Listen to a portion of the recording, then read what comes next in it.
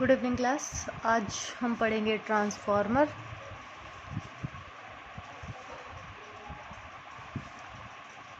ये last topic है आपकी 4th यूनिट का। और ट्रांसफॉर्मर में आपके पास क्या है कि हमारे पास जो इसका बेसिक प्रिंसिपल है ये काम करता है किस पर, म्यूचुअल इंडक्शन पर। और इसमें हम क्या कर रहे हैं, ये एक ऐसा इलेक्ट्रिक डिवाइस है अपने पास। ट्रांसफॉर्मर एक ऐसा इलेक्ट्रिक डिवाइस है which is use the changing, यानी कि changing in the AC voltage. जो AC वोल्टेज को क्या करता है, चेंज करता है। ठीक है, अब यहाँ पर अपने पास क्या होगा, AC वोल्टेज चेंज हो रही है। जैसे अगर आपने पहले पुराने अगर टीवी देखे हों या अगर आपने फ्रिज देखे हों तो उनके ऊपर एक डब्बा सा रखा रहता था जिसको कि हम क्या बोलते थे, स्टेपलाइज़र बोलते थे। तो वो छोटा ट्रांसफॉर्मर होता है एक तरीके का, जो कि AC की वोल्टेज को क्या कर रहा होता है, चेंज कर रहा होता है। आजकल जो फ्रिज टीवी वगैरह हैं उन सब में सारे ऑटोमेटिक अपने पास क्या आने लग गए हैं, सेटअप आने लग गया है, जिसकी वजह से ऑटोमेटिकली अपने पास वोल्टेज क्या करती रहती है, चेंज करती रहती है। तो इसमें हम क्या करते हैं, एक लैमिनेटेड कोर लेते हैं। ये एक लैमिनेटेड कोर है अपने पास, जिसके ऊपर कि हम क्या करेंगे, कॉइल्स को डालेंगे। तो यहाँ पर जो कॉइल है अपने पास, यहाँ से हमने AC सप्लाई दी है और अपने पास इसको हम नाम देंगे क्या, इनपुट। यहाँ से हम AC दे रहे हैं जिसको कि हम क्या कर रहे हैं, चेंज कर रहे हैं। तो अपने पास दो तरीके से क्या करता है, ट्रांसफॉर्मर काम करता है। इस कॉइल को नाम दे दिया मैंने प्राइमरी कॉइल। ये कॉइल को नाम दे दिया मैंने प्राइमरी कॉइल। और इधर मैंने एक कॉइल और लगा ली और यहाँ पर अपने पास क्या लगाया मैंने, लोड रेजिस्टेंस लगाया। और यहाँ पर अपने पास क्या आ गया, आउटपुट आ गया। ये रेजिस्टेंस है और इस कॉइल को नाम दे दिया मैंने क्या, सेकेंडरी कॉइल। अब मैंने क्या किया है, जो नंबर ऑफ टर्न्स मैंने लिए हैं वो नंबर ऑफ टर्न्स अलग अलग लिए। इसमें नंबर ऑफ टर्न लिए मैंने N1 और इसमें ले लिए मैंने कितने, N2। ठीक है, अब अपने पास आपने पढ़ा था कि अपने पास E इजिकल टू, यानी कि जो EMF है अपने पास, अगर मैं यहाँ पर किसकी बात करूँ, प्राइमरी कॉइल की बात करूँ, तो किसके बराबर है, E0 sign of omega T, कि हमने ये इनपुट दिया इसको। ठीक है, अब अपने पास क्या होगा कि जो अपने पास फ्लक्स होगा, फ्लक्स अपने पास जितना फ्लक्स इधर प्रोड्यूस होगा उतना ही फ्लक्स अपने पास यहाँ पर जाएगा। तो E हमारे पास किसके बराबर होगा, d∅/dt। ठीक है, अब ये जो है अपने पास, यानी कि ये किसके लिए, मैग्नेटिक फील्ड के लिए। यहाँ पर हमने क्या डिनोट कर दिया, इसको B डिनोट कर दिया। तो जितना अपने पास EMF प्रोड्यूस हो रहा है, EMF पर टर्न, एक टर्न में जितना हमारे पास EMF प्रोड्यूस होगा उतना ही EMF यहाँ पर भी अपने पास क्या हो जाएगा, प्रोड्यूस हो जाएगा। ठीक है, अब यहाँ पर अपने पास EMF अकॉर्डिंग टू किसके ले रहे हैं, टर्न्स के ले रहे हैं। तो अपने पास क्या हो गया, EMF पर टर्न्स क्या होगा, बराबर प्राइमरी कॉइल का, और नंबर ऑफ टर्न्स नाम दे दो किसमें, प्राइमरी कॉइल में, NP कह दो इसको NS कह दो, इक्वल होगा किसके, इसके। ठीक है, अब यहाँ से आप क्या कर सकते हो, वैल्यू निकाल सकते हो। EMF produced in the secondary coil equals to, इसको इधर ले जाएं, NS divided by NP into EP। अब यहाँ पर NS जो है, मैंने यहाँ पर नंबर ऑफ टर्न्स क्या लिए थे, ज़्यादा लिए थे। तो NS मेरे पास ग्रेटर है किससे, NP से। तो दैट मीन्स कि अपने पास जो ये इनका रेशो होता है, ये रेशो हमारे पास क्या कहलाता है, K के बराबर कहलाता है। और इसको नाम देते हैं हम ट्रांसफॉर्मेशन रेशो। ठीक है, इसको नाम देते हैं हम ट्रांसफॉर्मेशन रेशो। और इसकी वैल्यू पर अपने पास डिपेंड करता है कि हमारे पास कैसा ट्रांसफॉर्मर बनेगा, वो स्टेप अप होगा या स्टेप डाउन होगा। अब यहाँ देखो, अगर नंबर ऑफ टर्न्स ये ज़्यादा है इससे, तो दैट मीन्स कि अपने पास इसकी जो वैल्यू है, इस केस के लिए इसकी वैल्यू क्या आएगी, ग्रेटर देन 1। अगर अपने पास NS जो है वो NP से कम हो जाते हैं तो K की वैल्यू लेस देन क्या आएगी, 1 आएगी।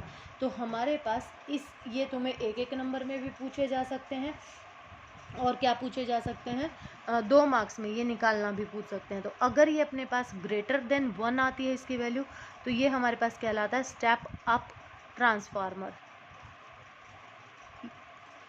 यानी कि मतलब क्या हुआ स्टेप अप का, स्टेप अप का मतलब यहाँ पर ये है कि हमने एसी जो सप्लाई की थी वो कम सप्लाई की थी और उसकी वोल्टेज को उसने क्या किया है, बढ़ा दिया, या नंबर ऑफ टर्न्स ज़्यादा है तो अपने पास क्या हो जाएगा, अभी लिखा था हमने कि ईएमएफ पर टर्न हमारे पास बराबर प्रोड्यूस होगा, तो यहाँ टर्न्स, नंबर ऑफ टर्न्स ज़्यादा है तो यहाँ पर ईएमएफ ड्रॉप जो आएगा यहाँ पर इसके लिए ज़्यादा आ जाएगा। और अगर इसकी वैल्यू हमारे पास लेस देन 1 आती है तो ये हमारे पास क्या कहलाएगा, स्टेप डाउन ट्रांसफार्मर। यानी कि अपने पास इस केस में अब ये क्या कर रहा होगा कि अपने पास इनिशियली ज़्यादा वैल्यू आ रही थी लेकिन रिक्वायरमेंट क्या थी, कम थी, तो इसलिए उस वोल्टेज को उसने क्या कर दिया, डाउन कर दिया।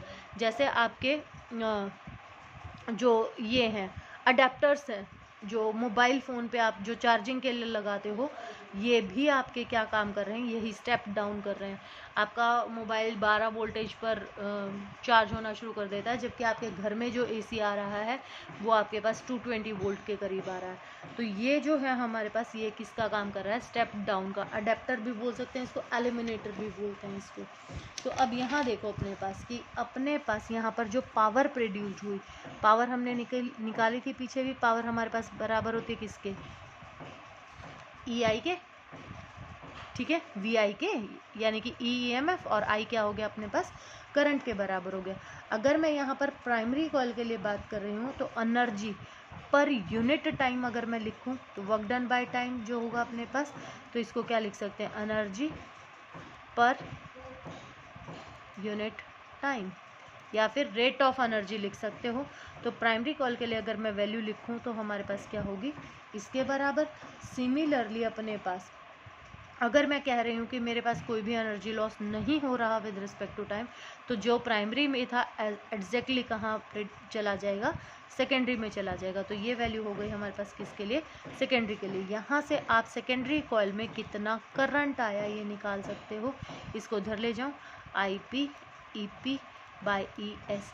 अब यहाँ देखो ये हम निकाल चुके हैं वैल्यू, ई एस की वैल्यू जो है वो इससे क्या थी, ज़्यादा थी। अभी जो पीछे निकाला हमने स्टेप अप के लिए, तो यहाँ से रेशो ले सकते हो आप क्या, E P by E S equals to N P by N S. ये नंबर ऑफ टर्न्स पर डिपेंडेंट थी अपने पास, और यहाँ पर इसकी जगह पर क्या कर सकते हो, इसकी जगह पर ये वैल्यू भी रख सकते हो नंबर ऑफ कॉइल से। तो यहाँ से न्यूमेरिकल भी आ सकता है तुम्हारे पास। तो आई एस जो होगा I P into N P divided by N S, अगर नंबर ऑफ कॉइल्स दे रखी हो। अगर ट्रांसफॉर्मेशन रेशो दे रखा हो तो भी हम ये फॉर्मूला लगा सकते हैं। सॉरी, के आएगा डिवाइड में, क्योंकि N S by N P equals to के बराबर होता है अपने पास। तो यहाँ से ये 3 फॉर्मूले बनते हैं आपके पास, जो कि आप इसमें अप्लाई कर सकते हो। और यहाँ से क्या निकाल सकते हो आप, करंट की वैल्यू निकाल सकते हो कि कितना करंट प्रोड्यूस होगा किसमें, सेकेंडरी कॉइल में, ठीक है। अब ये मैं आपको बता ही चुकी हूँ कि अगर हमारे पास स्टेप अप है तो इसमें ईएमएफ जो प्रोड्यूस हो रहा है सेकेंडरी कॉइल में वो ग्रेटर होगा किससे, इससे। ट्रांसफॉर्मेशन रेशो ग्रेटर होगा इससे, और करंट जो आएगा वो क्या होगा, कम होगा किससे, आईपी से, ठीक है। इसी तरीके से सिमिलरली आप किसके लिए बात कर सकते हो, स्टेप डाउन के लिए वैल्यू निकाल सकते हो। तो स्टेप डाउन में ये ग्रेटर होगा किससे, इससे। ट्रांसफॉर्मेशन रेशो लेस होगा, और करंट जो सेकेंडरी कॉइल में होगा वो ग्रेटर होगा किससे, आईपी से। इसी तरीके से आप और क्या निकाल सकते हो, एफिशिएंसी निकाल सकते हो। एफिशिएंसी जो होगी आपके पास, एफिशिएंसी क्या होती है, एन, और ये किसके बराबर होती है, नीटा। नीटा से डिनोट करते हैं, जो आपने अगर आपको याद हो तो 11th क्लास में आप लोगों ने कार्नोट के लिए भी निकाली थी। तो output power divided by input power, ठीक है। तो आउटपुट पावर अपने पास कितनी थी, E S I S divided by E P I P. तो ये वैल्यू हो जाएगी हमारे पास किसकी, नीटा की। तो यहाँ से आप क्या निकाल सकते हो, इसकी एफिशिएंसी भी निकाल सकते हो। अब ये तो बात हो गई, ये हमने क्या माना यहाँ पर, ये अब हमने क्या माना कि यहाँ पर कोई भी किसी भी तरीके का एनर्जी लॉस नहीं हो रहा है। उसके बाद ये सारी चीज़ें हमने निकाली हैं, लेकिन प्रैक्टिकली अपने पास ऐसा पॉसिबल नहीं है, और ट्रांसफार्मर में हमारे पास क्या होता है, लॉस होता ही होता है। तो एनर्जी लॉस जो हो रहा है उसमें सबसे पहला आता है अपने पास कॉपर लॉस। कॉपर लॉस क्या है अपने पास, ये लॉस ऑफ एनर्जी है इन the form of heat in the copper coil. जो कॉयल हमने लगाई है उसमें हीट प्रोड्यूस होती है, क्योंकि H इजिकल टू किसके बराबर होता है, I2RT। करंट आई रहा है, टाइम भी विद रिस्पेक्ट टू टाइम, और रेजिस्टेंस उस वायर का कुछ ना कुछ होगा ही। तो यहाँ पर अपने पास कॉपर लॉस है ये। इसी तरीके से आयरन लॉस है कि अगर हम आयरन की कोर ले रहे हैं तो उसमें भी एडी करंट प्रोड्यूस होगा, और वो क्या करेगा, एडी करंट अपोजिट डायरेक्शन में होगा, उसकी वजह से भी हीट प्रोड्यूस होगी और लॉस होगा। थर्ड अपने पास लीकेज ऑफ मैग्नेटिक फ्लक्स की। हमारे पास अगर बेस्ट इंसुलेशन नहीं है तो मैंने सबसे पहले क्या कहा था कि मैंने लैमिनेटेड कोर कहा था। तो लैमिनेटेड कोर लेने का कारण ही यही होता है कि हम उसमें क्या कर पाएँ, जो फ्लक्स है वो एज इट इज़ जितना फर्स्ट में प्रोड्यूस हुआ है उतना सेकंड में उतना का उतना जा पाए, और कोई भी अपने पास क्या ना हो, लीकेज ना हो फ्लक्स की। फोर्थ हमारे पास है हिस्टैरिसीस लॉस। और हिस्टैरिसीस लॉस क्या अपने पास कि बार बार क्योंकि करंट आ रहा है, फ्लक्स चेंज हो रहा है, तो मैग्नेटाइजेशन और डीमैग्नेटाइजेशन जो हो रही है उस दौरान भी अपने पास क्या होगा, लॉस होएगा। तो इसको मिनिमाइज करने के लिए हम क्या करेंगे, मैग्नेटिक मटेरियल जो लॉस है उसको मिनिमम रखने के by using the magnetic material which have the low hysteresis curve. अब यहाँ से एक और क्वेश्चन बनता है कि अपने पास, जैसे मैंने हिस्टैरिसीस कर्व जब कराए थे तो आपको ये बताया था कि स्टील का और एक आयरन का, सॉफ्ट आयरन का एक हिस्टैरिसीस कर्व इस तरीके से आपको मिला था।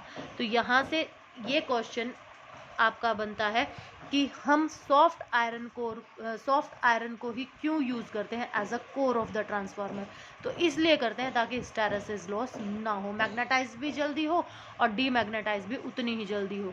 तो स्टील के कंपैरिजन में भी पूछ सकते हैं, तो ये ग्राफ बना सकते हो, कोरेटिविटी और रेंटिनिटी के लिए भी ये वैल्यूज़ दे सकते हो।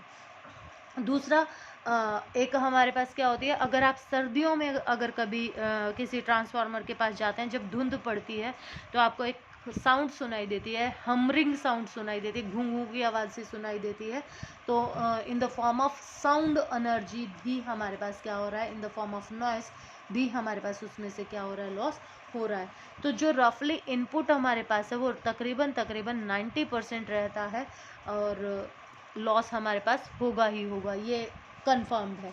यूजेज आपको पता ही है, टीवी रेगुलेटर है, फ्रिज है, कंप्यूटर, एसी सब के लिए जो हम लगाते हैं, और इंडक्शन फर्नेसेस में भी इसका यूज़ किया जाता है, और वेल्डिंग जो की जाती है उसमें भी आपका स्टेप डाउन ट्रांसफार्मर का यूज़ किया जाता है। और हम क्या करते हैं, ट्रांसमिशन जो करते हैं वो हमेशा एसी को प्रेफर किया जाता है लॉन्ग ट्रांसमिशन के लिए, कभी भी डीसी को नहीं किया जाता, क्योंकि अपने पास power loss in the form of AC कम होता है और डीसी में ज़्यादा होता है। एसी में क्योंकि फ्रिक्वेंसी होती है, डीसी में कोई फ्रिक्वेंसी नहीं होती है। तो ये हमारे पास कुछ वैल्यूज़ थी इसकी ट्रांसफार्मर की, और इसके साथ आपकी 4th यूनिट ख़त्म हो जाती है। इसके आगे चॉक कॉइल और दिया हुआ है, ये आपके सिलेबस में नहीं है। तो 4th यूनिट ख़त्म होगी और कल हम करेंगे 5th यूनिट।